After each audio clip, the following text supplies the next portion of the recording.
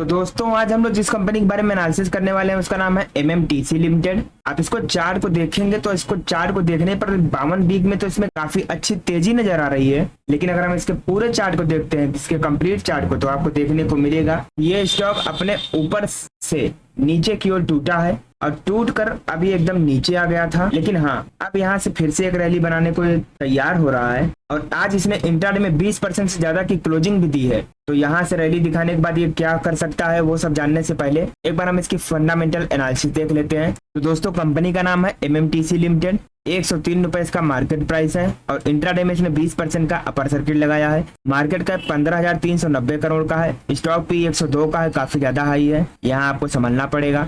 ROC 9.18% और ROE 9.94% का है। पिछले एक साल के हाई लो की बात करें तो 33.3 का इसका लो था और 103 रुपए का इसने हाई लगाया है। तो दोस्तों पहले आपको इस कंपनी के बारे में बता देता हूँ। तो एमएमटीसी एक पब्लिक सेक्टर अंडरटेकिंग कंपनी है, यानी कि एक पीएसयू है, जो कि सन 1963 में इनकॉर्पोरेट हुई और इसका जो काम है वो to facilitate foreign trade in India and canalise the export and import of essential minerals and metals, यानी कि इसेंशियल मिनरल्स एंड मेटल्स के इंपोर्ट एंड एक्सपोर्ट में ये कंपनी काम करती है और Ministry of Commerce and Industry के अंतर्गत ये कंपनी काम करती है। और इसका जो बिजनेस है आपका मिनरल्स हो गया, मेटल्स हो गया, precious metals, agro products, fertilisers and chemicals and coal and hydrocarbons का है।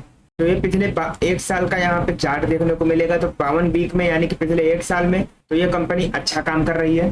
तो अगर हम इसके प्रोज एंड कॉन्स की बात करें तो अच्छी बात है कि कंपनी ने अपना डेप्ट कम किया है, लेकिन इसके कॉन्स की बात करें तो इसका जो स्टॉक है वो 9.47 टाइम्स बुक वैल्यू पर भी ट्रेड कर रहा है। और जैसा कि आप देख पा रहे हैं कि कंपनी लगातार प्रॉफिट बना रही है, लेकिन अपने इन्वेस्टरों को डिविडेंड भी नहीं दे रही है। और पिछले 5 सालों में इसका जो सेल्स ग्रोथ है वो काफी ज्यादा पुअर रहा है। टैक्स रेट भी इसका लो है और कंपनी का जो डेप्टेड डेट साइकिल है वो बहुत ही ज्यादा बड़ा है, 26,845 दिन। ये तो मेरे समझ के भी परे है दोस्तों। तो अगर हम इसके पीयर कंपैरिजन की बात करें तो इसमें आपका अडानी इंटरप्राइजेस हो गया, Aegis logistics, Cello world, Redington, बोनासा कंज्यूमर एंड पीडीएस जैसी कंपनियां हैं। कंपनी के क्वार्टरली रिजल्ट्स की बात करें तो इसका जो सेल्स ग्रोथ है वो मार्च 2021 में 9,307 करोड़ का था, मार्च 2022 में 2,256 करोड़, मार्च 2023 में 708 करोड़ और मार्च 2024 में सिर्फ 1 करोड़ का रहा है। सेल्स ग्रोथ तो इसका बहुत ही ज्यादा पुअर है।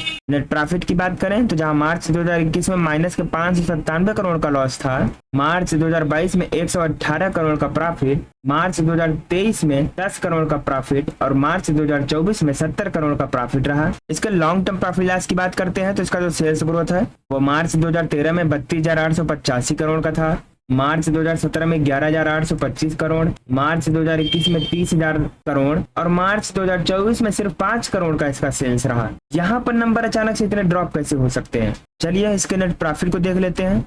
तो जहां मार्च 2013 में माइनस के 111 करोड़ का लॉस था, मार्च 2017 में माइनस 30 करोड़ का लॉस, मार्च 2021 में माइनस 789 करोड़ का लॉस और मार्च 2024 में 192 करोड़ का प्रॉफिट है।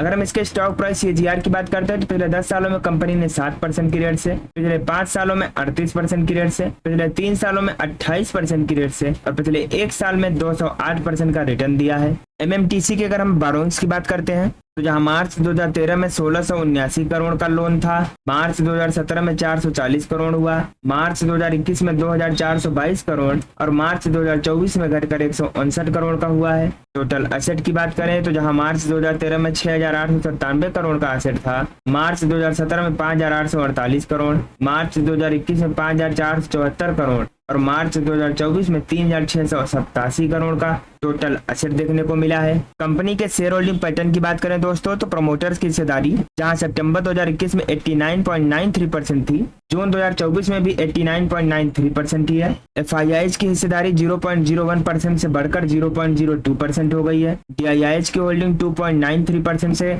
घटकर 2.66% एंड पब्लिक की होल्डिंग 7.13% से 7.39% हो गई है, यानी कि सबसे बड़ी हिस्सेदारी अभी भी प्रमोटर्स के पास ही है। तो अगर हम इसके फोरेंसिक एनालिसिस करते हैं तो इसमें आपको 6 पॉजिटिव संकेत, 2 न्यूट्रल और 8 निगेटिव संकेत देखने को मिल जाएंगे। जैसे कि अदर इनकम इनकी अच्छी है, रेवेन्यू इनका ठीक ठाक है, डेप्रिसिएशन का जो है वो प्रॉफिट पर बहुत बुरा असर पड़ रहा है। लाइबिलिटीज भी इनके पास है जो कि अच्छी बात नहीं है। रिटेल्स की जो होल्डिंग है वो एकदम न के बराबर है। प्रमोटर्स ने पिछले 90 दिनों में कोई भी पोजीशन बेचा नहीं है, ये अच्छी बात है। और अच्छी बात है कि प्रमोटर्स ने कोई भी शेयर प्लेज नहीं किया है। कैपेक्स वर्सेस आरओसी की बात करें तो पिछले 3 सालों में बढ़ा है। वर्किंग कैपिटल अंडर कंट्रोल है। आरओई भी इनका बढ़ रहा है और बैलेंस शीट जो है वो न्यूट्रल है। लेकिन इनके पास जो डेब्ट है वो अभी भी थोड़ा ज्यादा है और इनका जो सेल्स ग्रोथ है वो काफी ज्यादा स्लो हो गया है। तो यहाँ पर इनको विशेष ध्यान देना पड़ेगा, सेल्स ग्रोथ पर अपना काम करना पड़ेगा। तो दोस्तों अगर हम एमएमटीसी के रेवेन्यू की बात करते हैं तो इसका जो सेगमेंट है वो 100% प्रीसियस मेटल्स में काम करता है। लोकेशन वाइज ब्रेकअप करें प्रीसियस मेटल्स तो 100% इंडिया में ही काम करता है। लोकेशन वाइज ब्रेकअप करें अगर मेटल्स में तो इंडिया में सिर्फ और सिर्फ 81% और बाकी का 18.5% रेस्ट ऑफ द वर्ल्ड से।